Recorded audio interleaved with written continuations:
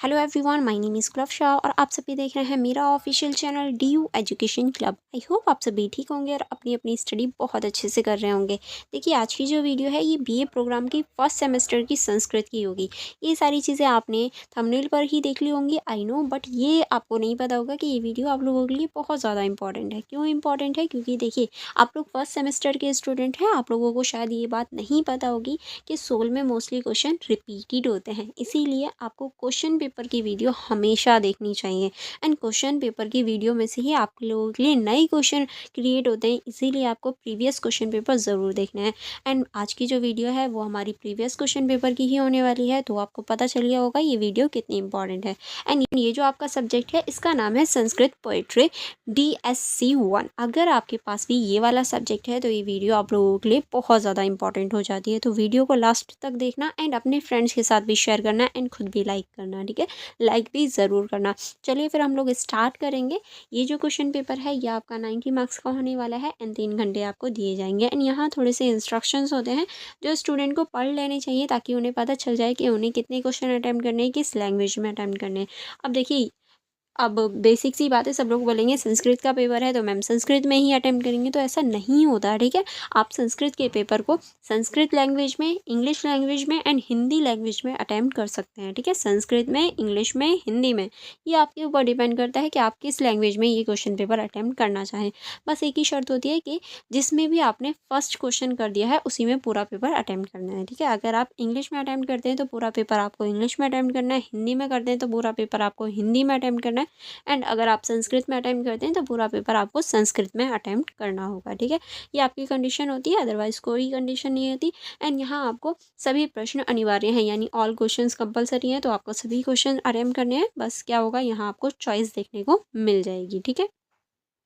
तो जैसे कि आप सभी देख सकते हैं, हमारा क्वेश्चन नंबर 1 ही है, निम्नलिखित प्रत्येक भाग में से दो दो श्लोकों की व्याख्या कीजिए। यानी आपको प्रत्येक भाग में से दो दो जो श्लोक हैं उनकी व्याख्या आपको इस क्वेश्चन में करनी है। तो भाग का जो है उसमें ये आपको श्लोक देखने को मिल जाते हैं, 3-4 आपके श्लोक हैं, जैसे कि पहला श्लोक ये है, दूसरा ये है, तीसरा ये है, चौथा ये है।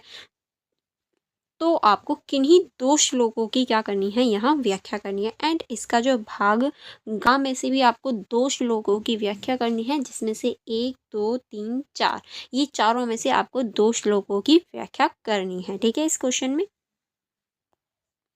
फिर उसके बाद में आपका जो भाग गा है वो स्टार्ट हो जाता है। यहाँ भी आपको दो श्लोकों की जो व्याख्या है वो करनी होगी। ये आपका पहला श्लोक, ये आपका दूसरा श्लोक हो जाता है।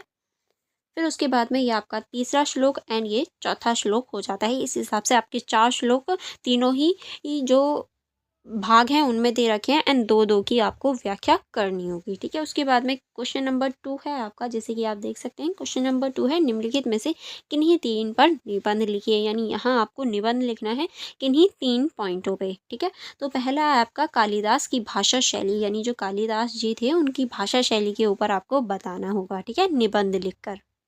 फिर बी है आपका मेघे माघे गंतव्य, इसके ऊपर आपको जो निबंध है वो लिखना है। फिर सी है आपका मूर्खों के प्रकार, ये आपको बताना है। फिर डी है आपका विधा का महत्व, यानी विधा जो है वो कितनी इंपॉर्टेंट है, उसकी इम्पॉर्टेंटनेस आपको बतानी है, उसका महत्व यहाँ आपको बताना है। फिर उसके बाद में आपका जो क्वेश्चन नंबर 3 है वो स्टार्ट हो जाता है। क्वेश्चन नंबर 3 जो है वो आपका 10 नंबर का हो जाता है। यह है आपका महाकाव्य के उद्भव और विकास पर प्रकाश डालिए, यानी जो महाकाव्य है इसका जो उद्भव है, उसका जो विकास है वो आपको बताना है। एंड इसके अथवा में आपको अनदर क्वेश्चन मिल जाता है, प्रमुख गति काव्यों पर निबंध लिखे, यानी जो प्रमुख गति काव्य हैं उन पर आपको निबंध लिखना है, उनके बारे में आपको इस क्वेश्चन में डिस्कस करना है, ठीक है?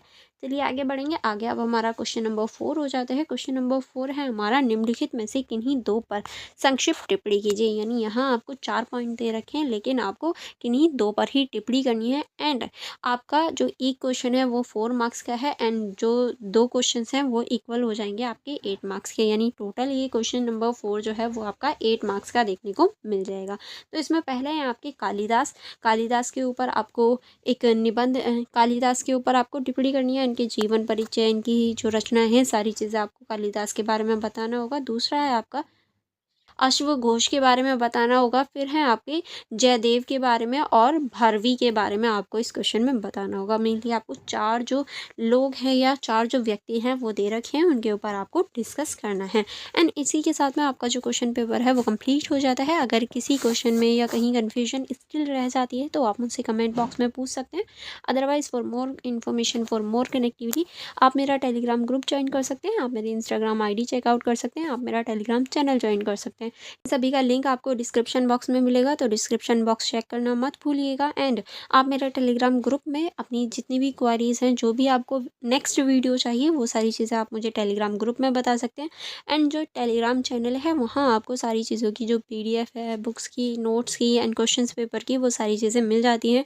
एंड जो नोटिस वगैरह भी आते हैं वो आपको टेलीग्राम चैनल में प्रोवाइड करवा दिए जाते हैं। तो लिंक डिस्क्रिप्शन बॉक्स में है, आप अपनी जो ज़रूरत है या जो भी आपको नीड है उसके अकॉर्डिंग आप ग्रुप ज्वाइन कर सकते हैं। अगर आप ग्रुप ज्वाइन करना चाहें ग्रुप ज्वाइन कर सकते हैं, चैनल ज्वाइन करना चाहें चैनल ज्वाइन कर सकते हैं, ठीक है। अगर स्टिल कोई कन्फ्यूजन या कोई डाउट रहता है तो आप मुझसे कमेंट बॉक्स में भी पूछ सकते हैं। एंड वीडियो को लाइक करना एंड अपने फ्रेंड्स के साथ भी ज़रूर शेयर करना। चलिए अब हम मिलेंगे नेक्स्ट वीडियो में। Thank you for watching everyone.